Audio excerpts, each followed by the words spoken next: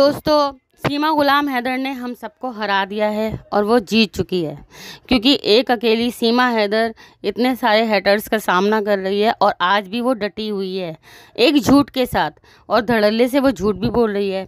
तो क्या इसका सॉल्यूशन जो हमने थोड़ा बहुत निकाला है वो जानना चाहेंगे, तो आइए मिलके इसका सॉल्यूशन निकालते हैं। तो सुनिए मैं क्या बोल। सलाम, नमस्ते, सत श्री अकाल।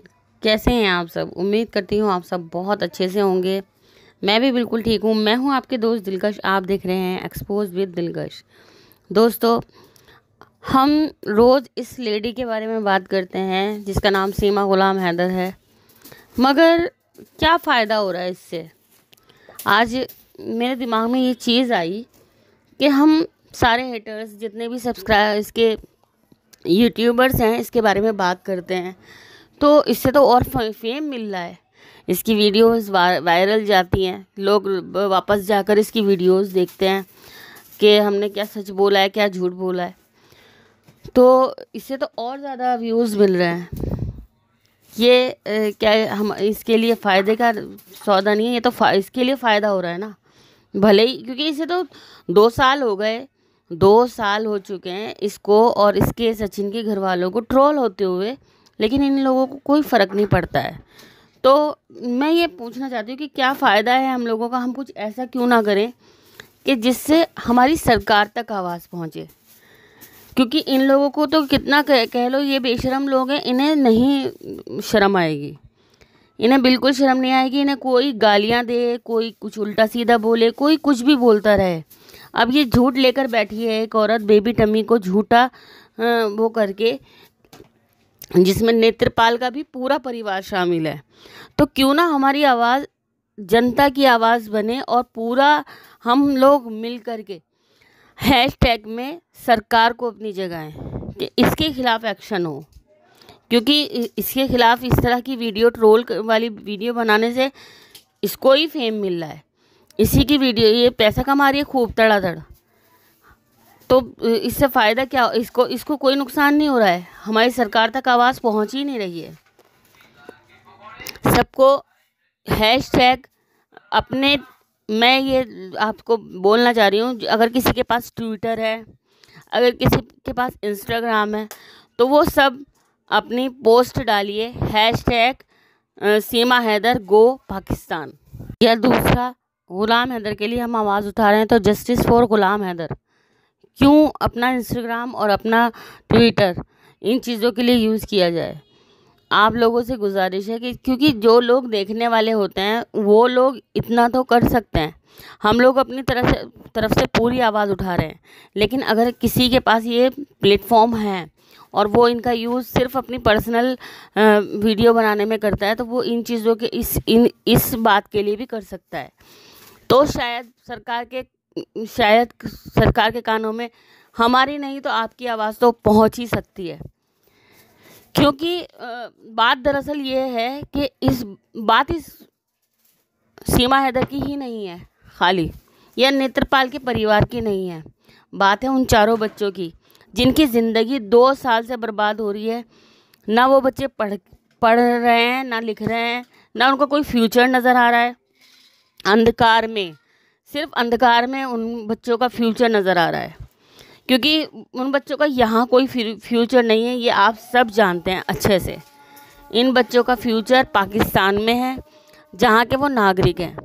यहाँ पर ना उन्हें कोई डिग्री मिलेगी, ना डिप्लोमा मिलेगा।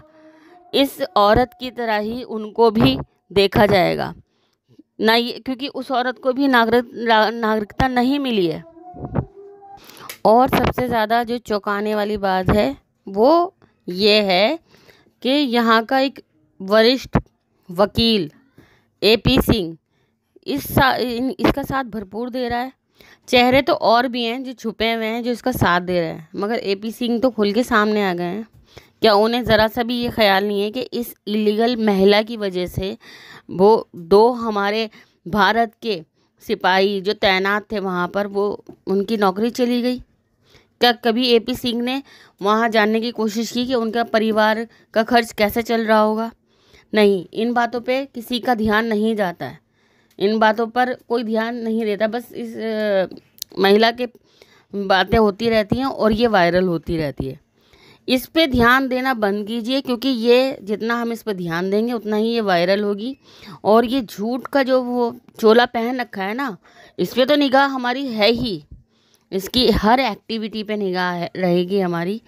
बट यहाँ की सरकार, यहाँ की पुलिस क्यों इसकी जांच नहीं कर रही है कि ये जब हम लोग इतने सबूत दिखा चुके हैं, इतनी चीज़ें दिखा चुके हैं, क्यों सरकार नहीं जाग रही है? क्यों आखिर इस महिला को इतनी छूट दी हुई है कि ये कुछ भी कर सकती है?